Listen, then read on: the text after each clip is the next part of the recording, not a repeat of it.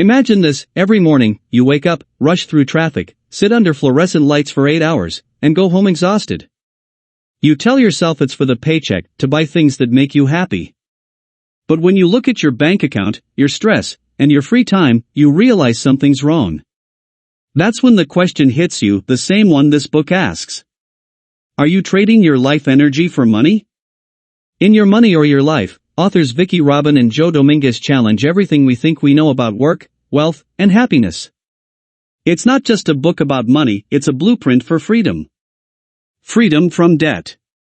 Freedom from stress. And most importantly, freedom to live a life that truly matters. Let's dive into the 9 steps that can help you transform your relationship with money and reclaim your life. Step 1. Make peace with your past. The first step is emotional. It's about understanding where you stand today without guilt, shame, or denial. Start by calculating how much money you've earned in your entire life. Yes, all of it. From your first job to now. Then ask, what do I have to show for it? This exercise shocks most people because it reveals how much life energy has been spent for so little lasting value. Lesson: awareness is the first step to transformation. You can't change what you don't acknowledge. Step 2. Know where your money really goes. Next, track every cent that leaves your wallet. Not roughly. Not in your head. Every cent. Why?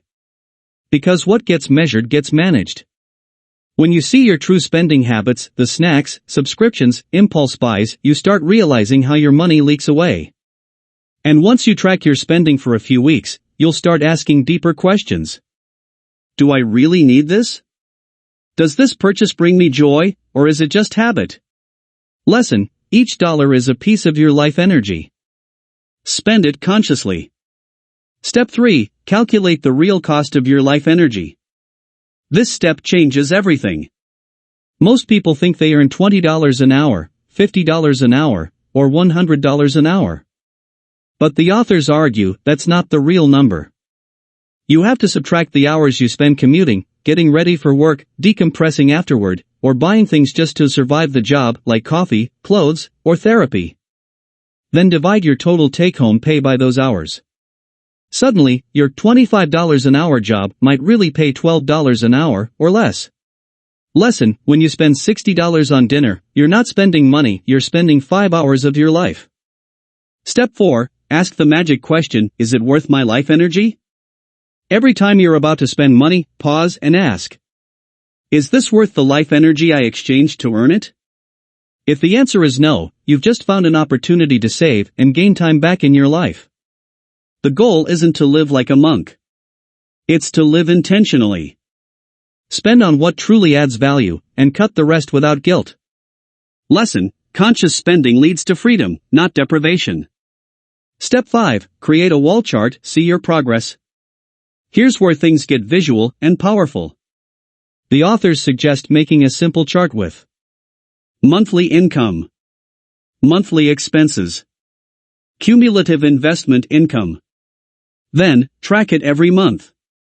As you cut unnecessary spending and save more, you'll watch your expenses line go down and your investment income line go up. At some point, those two lines will cross. That's your moment of financial independence, when your investments earn enough to cover your living costs. Lesson: when you see your progress visually, motivation skyrockets. Step 6. Value life over consumption. This is where your money or your life gets philosophical. We live in a culture that equates more with better. More clothes, more tech, more luxury. But the authors remind us, you can never get enough of what you don't really need. Instead of chasing endless consumption, they invite us to focus on fulfillment, the deep satisfaction that comes from simplicity, purpose, and enoughness. Ask yourself, what really makes me happy? When do I feel most alive? Chances are, it's not when you're shopping, it's when you're creating, connecting, or contributing. Lesson: the purpose of money isn't to consume, it's to create a life that feels meaningful. Step 7. Minimize expenses and maximize savings. At this stage, you begin to simplify your lifestyle, not out of sacrifice, but out of clarity. You realize that every expense you cut is more life energy you reclaim. Vicki calls this the crossover point. It's when your investments generate enough income to cover your needs, and work becomes optional. How do you get there? Pay off debt. Cut recurring expenses. Avoid lifestyle inflation. Save aggressively.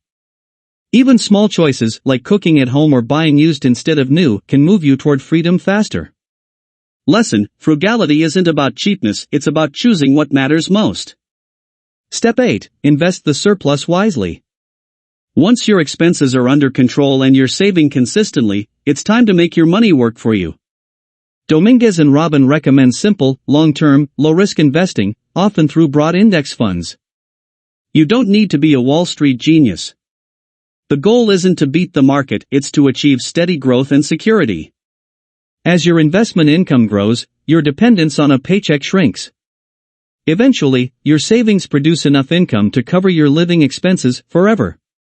Lesson: investing is not about getting rich fast. It's about buying your freedom slowly. Step 9. Redefine work and purpose. When you reach financial independence, the book asks, what would you do if money were no longer an issue? That's when life truly begins. You can choose to work, but now, it's for meaning, not survival. You might volunteer, start a business, travel, or spend time with loved ones. Work becomes an expression of passion, not pressure. Lesson: the ultimate wealth isn't money, it's time and purpose. The bigger message: money is life energy. Throughout the book, one idea echoes again and again. Money is not just paper or numbers on a screen. It's life energy. Every dollar you earn, every dollar you spend, represents hours of your existence. So when you align your spending with your values, you align your life with your truth. That's the real alchemy, turning money from a source of stress into a tool for freedom. Practical takeaways for viewers. Here are the key principles you can start applying today. Track your spending. Awareness creates control. Define your real hourly wage. Know what your time is truly worth. Ask if each purchase brings joy or drains energy. Cut the unnecessary and automate savings. Invest for the long term. Freedom compounds. Redefine success. It's not having more, it's needing less. Lesson: financial independence isn't about escaping life, it's about fully living it. Final message: the real choice. The book's title poses a question. Your money or your life? But the truth is, it's not a threat. It's an invitation. It's an invitation to stop trading your time for things that don't matter. To stop living for the next paycheck. And to start designing a life of purpose, freedom, and joy. When you master your money, you master your time. And when you master your time, you master your life. So, what would you do if money were no longer an issue? Travel the world? Write a book? Spend more time with family? Whatever it is, your money or your life shows you how to get there. If you enjoyed this summary, don't forget to like, subscribe, and share this video with someone who's ready to take control of their financial future.